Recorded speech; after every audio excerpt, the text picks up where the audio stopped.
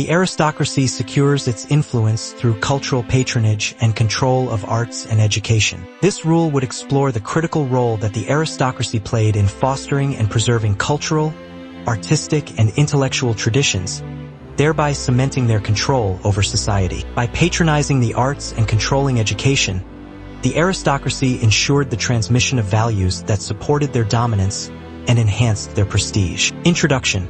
The role of cultural patronage in aristocratic power. The aristocracy was not merely a political or economic entity.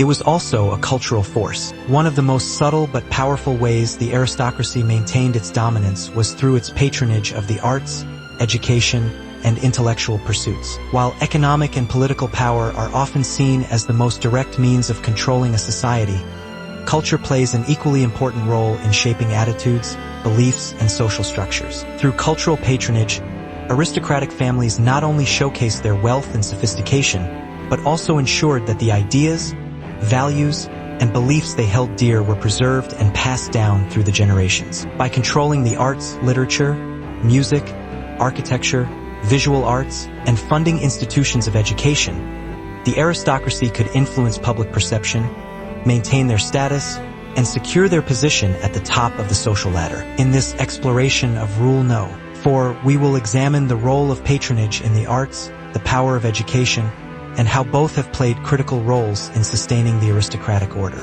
We will also discuss how aristocrats shaped the intellectual climate of their times and why this control over culture was crucial for their lasting influence. Cultural patronage, a tool for power and prestige. The patronage of the arts. Throughout history, the arts have been a key method by which aristocratic families displayed their wealth, status, and refined tastes. Painting, sculpture, music, and literature were often commissioned or sponsored by wealthy families to enhance their prestige. The medieval and Renaissance periods were particularly important for this type of patronage, with powerful aristocrats commissioning works that would secure their place in history. One of the most famous examples of this type of patronage is the work of the Medici family in Florence during the Renaissance. The Medici family, one of the wealthiest and most influential families in Europe, supported artists like Leonardo da Vinci, Michelangelo, and Sandro Botticelli, ensuring that their art would not only survive but thrive. By funding such artists, the Medici enhanced their own reputation and prestige, embedding their legacy in the cultural history of Italy and Europe. Similarly, in Baroque Europe, the Habsburgs and Bourbons sponsored monumental architecture and art projects, commissioning works that would reflect the power and divine right of their rule. For instance, the Palace of Versailles, commissioned by Louis XIV of France, was not only an architectural masterpiece but also a symbol of royal power and the cultural supremacy of the French monarchy. Patronizing the arts allowed aristocrats to express their values, beliefs, and ideologies. It also created a lasting legacy for the family, as commissioned works often became iconic, contributing to the family's long-term fame and influence. Additionally, the wealth invested in the arts provided jobs to many artists, craftsmen, and architects, further strengthening the economic ties between the aristocracy and the cultural elite. Arts as propaganda and legitimization. Aristocratic patronage of the arts was not just about enhancing personal prestige.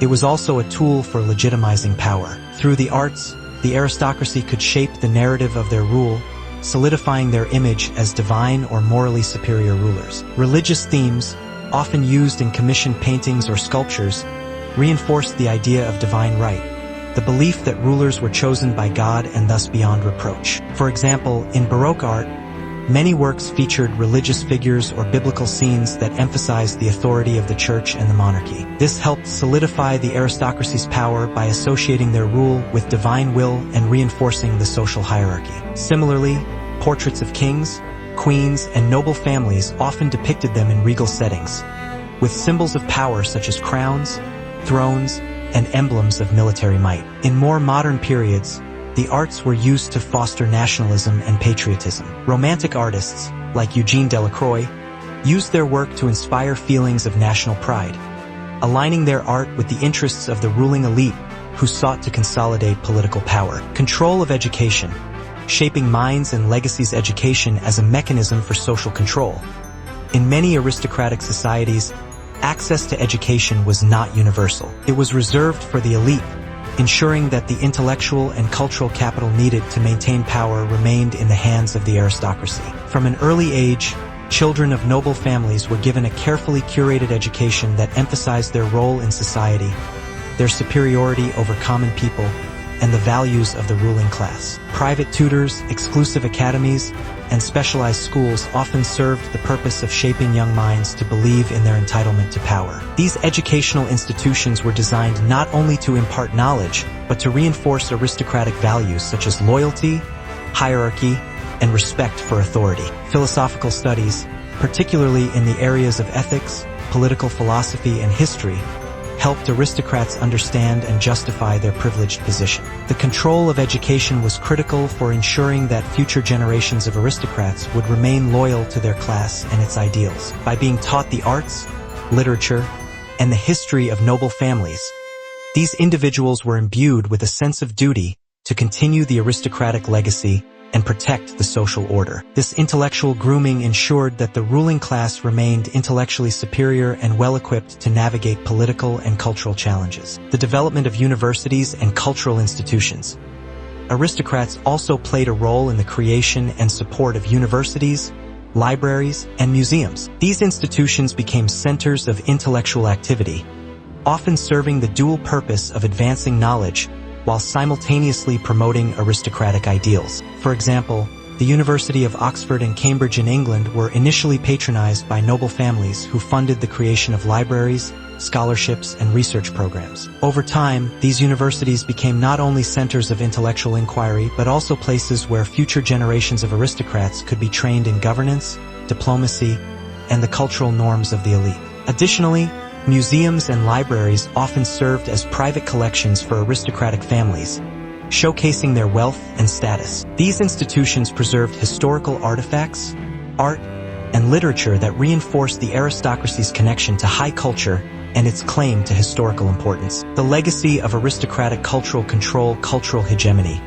By patronizing the arts and controlling education, the aristocracy was able to create a cultural hegemony, a dominant set of cultural practices and values that served to legitimize its rule. Through art, literature, and philosophy, aristocrats communicated their values to society, shaping not only the elite but also the general public's understanding of authority, social order, and morality. The legacy of this cultural dominance can still be seen in the way we view history. Many of the great works of literature, art, and philosophy from the past were created under the patronage of aristocratic families, and they continue to shape our perceptions of the world. The canon of Western literature, for example, includes works by authors like Homer, Shakespeare, and Voltaire, whose works were not only important culturally but were supported by the wealthy elite of their times. Cultural revolution and aristocracy's response. As societies changed, especially with the advent of the Enlightenment and the French Revolution, the aristocracy faced new challenges. The rise of democracy and egalitarian ideas threatened the aristocratic grip on cultural and political power. However, the aristocracy was quick to adapt. In response to these changes, aristocratic families began to sponsor new forms of art, literature, and education that aligned with the more progressive and intellectual values of the age, while still preserving their elite status. This ability to adapt allowed aristocrats to remain at the center of culture, even as their political power was increasingly challenged. By positioning themselves as patrons of modern art, science, and philosophy, they ensured that their role in society remained vital, even if their traditional political power was declining. Conclusion: the aristocracy's enduring cultural influence rule no. 4. The aristocracy secures its influence through cultural patronage and control of arts and education reveals how the elite class used cultural mechanisms to maintain its dominance and long-term legacy. By patronizing the arts, funding intellectual pursuits, and shaping educational systems, the aristocracy could solidify its power, cultivate prestige, and preserve its social order. These strategies allowed aristocrats to maintain a lasting influence on society, shaping public perception, legitimizing their rule, and ensuring that future generations would continue their legacy. Even in modern times, the cultural institutions that arose from aristocratic patronage continue to shape the intellectual and artistic landscape of the world. The aristocracy may no longer wield the same political power it once did, but its influence on culture, education, and the arts remains deeply ingrained in the fabric of modern society.